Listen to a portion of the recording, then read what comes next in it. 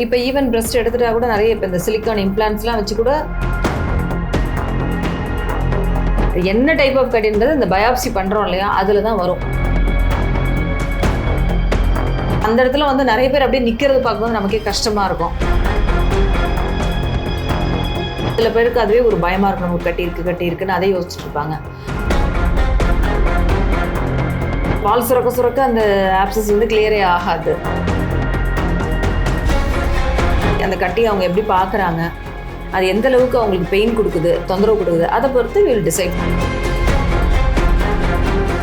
இந்த மாதிரி கட்டி என்ன அப்படின்றத நம்ம செக் பண்ணி கண்டுபிடிச்சிட்டோம் அப்படின்னா ப்ரொசீஜர் என்ன இருக்கும்? நீங்க சொன்ன மாதிரி பிரஸ்டே ரிமூவ் பண்ண வேண்டிய சூழல் வந்துருமோ அப்படின்ற ஒரு பயமும் எல்லாருக்கும் இருக்கு. நிறைய பேர் கேன்சர்னு தெரிஞ்சாலுமே அந்த சர்ஜரிக்கு பயந்து பிரஸ்டே ரிமூவ் பண்ணணும்னா அது ஒரு மாதிரி இருக்குமேன்னு சொல்லி இன்செக்யூர் ஆகி அந்த சர்ஜரிக்கெல்லாம் போக வேணாம் அப்படின்னு அதுக்கடுத்து ட்ரீட்மெண்ட்டே வராம இருக்காங்க. அப்படி இருக்கும்போது இதோட ப்ரொசீஜர் என்ன? யாருக்கெல்லாம் பிரஸ்ட் ரிமூவ் பண்ற அளவுக்கு ஸ்டேஜ் போகும்? அப்போ பெரிய கட்டியா இருக்கு, அதனுடைய கிளியரன்ஸ் வந்து நம்மளால கொடுக்க முடியல. அதாவது ஒரு கட்டின்னு வச்சுக்கோங்க. இப்போ ஒரு கட்டி இருக்கு அப்படின்னா அந்த கட்டியை சுற்றி ஒரு குறிப்பிட்ட ரேடியஸ் ஒரு 5 சென்டிமீட்டர்னு வச்சுக்கோங்களேன். 5 சென்டிமீட்டர் வரையும் உள்ள டிஷ்யூஸ் எல்லாத்தையும் ரிமூவ் பண்ணிடுவோம். ப்ளஸ் அந்த கட்டி எங்கேயுமே ஸ்ப்ரெட் ஆகலை அப்படின்னா இதுவே மோஸ்ட்லி பார்த்தீங்கன்னா இதுவே போதும் இந்த ட்ரீட்மெண்ட்டு. ஸோ அப்போ கட்டி எவ்வளோ பெருசு இருக்கிறத பொறுத்து, என்ன ஸ்டேஜில் இருக்குன்றதை பொறுத்து தான் நமக்கு என்ன சர்ஜரி பண்ண போகிறோன்றது ரியலாக வந்து டிசைட் பண்ணுவாங்க. அது அந்த ஆன்காலஜிஸ்ட்னு சொல்லுவோம், கேன்சருக்குள்ள ஸ்பெஷலிஸ்ட். ஸோ அந்த ஆன்கோ சர்ஜன்ஸ் தான் டிசைட் பண்ணுவாங்க. இவங்களுக்கு என்ன, அவங்க தான் அந்த பிளான் போடுவாங்க. இவங்களுக்கு ஃபஸ்ட்டு கீமோதெரப்பி, 2வது சர்ஜரி, 3வது ஹார்மோனல் தெரப்பி அப்படின்றது அவங்க தான் அந்த என்ன லைனில் இவங்களுக்கு பண்ணணும். இன்னும் சில பேருக்கு ஃபஸ்ட்டு சர்ஜரி, 2வது கீமோதெரப்பி, அப்புறம் ஃபாலோ அப் ஹார்மோன், அந்த மாதிரி டிஃப்ரெண்ட் ப்ரோக்ராம்ஸ் ஒவ்வொருத்தருக்கும் ஒரு ப்ரோட்டோகால் இருக்கும். என்ன டைப் ஆஃப் கட்டின்றது இந்த பயாப்சி பண்ணுறோம் இல்லையா அதில் தான் வரும். அதில் வரதை வச்சு தான் அவங்க வந்து டிசைட் பண்ணுவாங்க. ஸோ அதனால் ஃபஸ்ட்டு போயிட்டோம் அப்படின்னா அந்த ஃபைனல் என்ன பண்ணுறோங்கிறது வரைக்கும் போயிடணும். அது கேன்சர்னு தெரிஞ்சிச்சுன்னா நாங்களே ரெஃபர் பண்ணுவோம், ஆன்கோ சர்ஜனுக்கு ரெஃபர் பண்ணுவோம். அதுக்கப்புறம் அவங்க என்ன சொல்கிறாங்களோ அதை படி ஃபாலோ பண்ணிக்கணும். இப்போ ஈவன் பிரஸ்ட் எடுத்துட்டா கூட நிறைய இப்போ இந்த சிலிக்கான் இம்ப்ளான்ட்ஸ்லாம் வச்சு கூட பண்ணுறாங்க, ஆர்டிஃபிஷியல் பிரஸ்ட் மாதிரி க்ரியேட் பண்ணுறாங்க. அதெல்லாமும் நிறைய பேர் பண்ணிகிட்டு இருக்காங்க. ஸோ அது கொஞ்சம் பொறுமையாக இருந்து இது எல்லாத்தையும் சரி பண்ண பிறகு யங் ஏஜ்னால் அந்த மாதிரி ஒரு பாசிபிலிட்டிஸ் கூட தெர் இஸ் சான்சஸ் த இல்லை. மோஸ்ட்லி யங்காக இருக்காங்க, கட்டி சின்னதாக இருக்குன்னா டெஃபினட்டாக பிரஸ்ட் ரிமூவ் பண்ண மாட்டாங்க, கட்டி மட்டும்தான் வந்து ரிமூவ் பண்ணுவாங்க. இப்போ நார்மலாக இந்த ஃபைப்ரோடினோமா இந்த மாதிரியெல்லாம் பிரச்சனை இருக்குது அப்படின்னா அது எந்த அளவுக்கு அவங்களுக்கு பெயின் இருக்குன்றதை பொறுத்தது. ஏன்னா இதெல்லாம் கேன்சர் கிடையாது. பட் ஃபைப்ரோடினோசிஸ் மட்டும் ஃபியூச்சரில் மேபி ஒரு 15-20 வருஷம் கழிச்சு கேன்சராக மாறலாம் அப்படின்னு ஒரு சில கேசஸில் கொடுத்துருக்காங்க. ஸோ ஃபைபர் நமக்கு என்ன ஒரு பிரச்சனை பிரஸ்ட்டில் இருந்தாலுமே நம்ம வந்து ஒரு 1 இயர் ஒன்ஸோ ஒரு 2 இயர் ஒன்ஸோ ஜஸ்ட் ஒரு ஸ்கேன் பண்ணி அது எதுவும் ஃபர்தராக எதுவும் க்ரோ ஆகுதா என்ன ஏதுன்றதை நம்ம ஃபாலோ பண்ணணும் அந்த கட்டியை. இப்போ எனக்கு ரொம்ப அந்த குழந்தைக்கு பெயின்ஃபுல்லாக இருக்குது அப்படின்னா அந்த ஃபைப்ரோடினோவா நம்ம அங்கே வந்து ரிமூவ் பண்ண சொல்லுவோம். சில பேருக்கு அதுவே ஒரு பயமாக இருக்கணும், ஒரு கட்டி இருக்குன்னு அதை யோசிச்சுட்டு இருப்பாங்க. அந்த குழந்தைங்களுக்கு அடுத்தடுத்து படிக்கணும், மேலே நிறைய பொறுப்புகள் நெக்ஸ்ட்டு அடுத்தடுத்து போக வேண்டியது எல்லாத்தையும் இது வந்து இந்த கட்டி வந்து இது பண்ணக்கூடாது. ஸோ அந்த மாதிரி அவங்கவுங்களுடைய மனநிலை, அந்த கட்டியை அவங்க எப்படி பார்க்குறாங்க, அது எந்த அளவுக்கு அவங்களுக்கு பெயின் கொடுக்குது, தொந்தரவு கொடுக்குது, அதை பொறுத்து will decide for the surgery. But எடுத்ததுமே சர்ஜரி பண்ணணும்னு அவசியம் இல்லை. கேன்சர்னா மட்டும்தான். மற்றது எல்லாத்துக்குமே ஃபஸ்ட்டு வந்து கொஞ்சம் சிம்பிள் மெடிசன்ஸ், பெயின் கில்லர்ஸ், அப்புறம் அந்த ஹார்மோன்ஸை ரெகுலரைஸ் பண்ணக்கூடிய சில மெடிசன்ஸ் இருக்குது. அதெல்லாத்தையும் கொடுத்து எப்படி வந்து அவங்க கம்ஃபர்டபுளாக இருக்காங்களான்றதை பார்ப்போம்.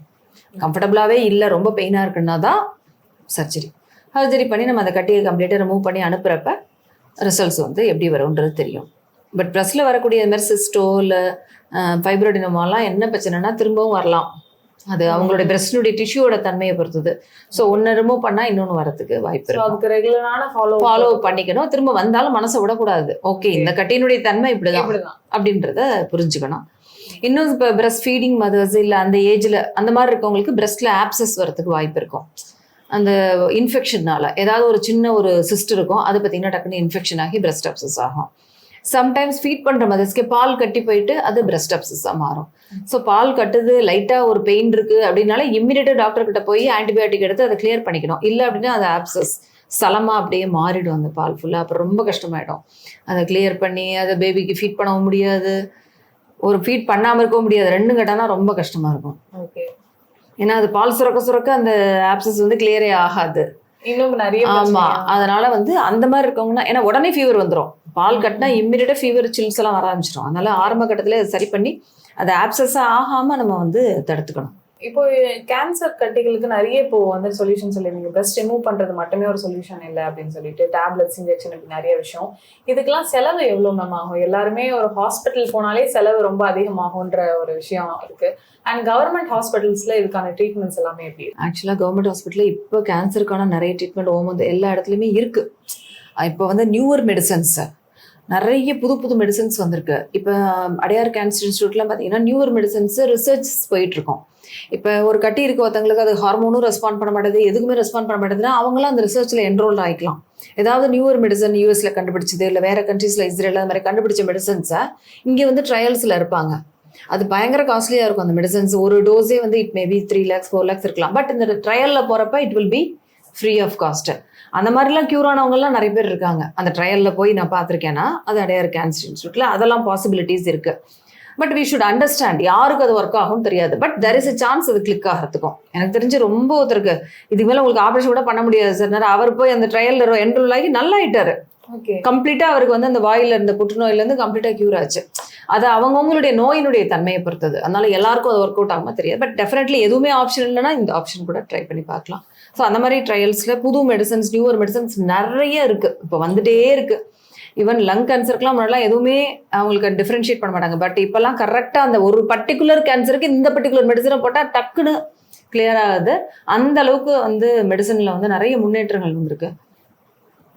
காஸ்ட்னு பார்த்தீங்கன்னா நீங்கள் ப்ரைவேட் ஹாஸ்பிட்டல் போனால் ஷியூராக யூ நீட் ஃபியூ லேக்ஸ். அதனால் இன்சூரன்ஸ் போட்டு வச்சுக்கிறது எல்லாருக்குமே நல்லது. ஏன்னா இதெல்லாம் இன்சூரன்ஸில் கம்ப்ளீட்டாக கவர் ஆகும் கேன்சர் ட்ரீட்மெண்ட்லாம். அதுக்காக நமக்கு வரணும்னு அவசியம் இல்லை. பட் ஸ்டில் ஒரு இன்சூரன்ஸ் போட்டு வைக்கிறப்ப யூ ஃபீல் ஓகே, நமக்கு ஏதோ ஒரு பேக்கப் இருக்குது. நாளைக்கு ஏதாவது ஒரு ப்ராப்ளம்னா நம்ம வந்து மற்றவங்களுக்கு பேர்டன் ஆகிட மாட்டோம்னு வயசானவங்களுக்கு ஒரு தைரியம் இருக்கும். ஸோ அதனால எல்லாருமே அந்த போட்டு வச்சுக்கிறது நல்லதுன்னு நினைக்கிறேன். ஏன்னா அந்த இடத்துல வந்து நிறைய பேர் அப்படியே நிற்கிறது பார்க்கும்போது நமக்கே கஷ்டமாக இருக்கும். நிறைய ஆப்ஷன்ஸ் கொடுத்துருவோம். நீங்கள் அடையார் கேன்சர் இன்ஸ்டியூட் போகலாம் சார். அங்கேயுமே உங்களுக்கு ஃப்ரீ சைடு இருக்குது, பெய்டு சைடு இருக்குது. ஸோ பெய்டு சைடில் போகாமல் ஃப்ரீ சைடில் கூட போய் ட்ரீட்மெண்ட் எடுக்கலாம் சார். கூட்டமாக இருக்கும் பட் சேம் ட்ரீட்மெண்ட்டை இவங்களுக்கு கொடுக்குற அதே ட்ரீட்மெண்ட் உங்களுக்கு கிடைக்கும். என்ன கொஞ்சம் க்ரௌடாக இருக்குது, கொஞ்சம் வெயிட் பண்ணணும். அதே மாதிரி தான் நம்ம கவர்மெண்ட்லேயே எல்லா கேன்சருக்கான அத்தனை மெடிசன் வச்சுருக்காங்க, அத்தனை கருவிகளும் இருக்குது, அத்தனை ஸ்பெஷலிஸ்ட் டாக்டர்ஸும் இருக்காங்க. பட் க்ரௌடடான இடத்துல we have to wait for our turn. அது ஒன்று நம்ம வந்து புரிஞ்சுக்கணும். ஸோ அதுவும் அங்கேயும் போகலாம். இல்லைனாலும் நமக்கு இன்சூரன்ஸ் இருக்குது அப்படின்னா we can definitely go for lot of private hospitals. Superb surgeons இருக்காங்க, ஆன்கோ சர்ஜன்ஸு. ஷியூராக you can have a good treatment. முதல்ல இருந்ததுக்கெலாம் இப்போ எவ்வளவோ it has improved a lot.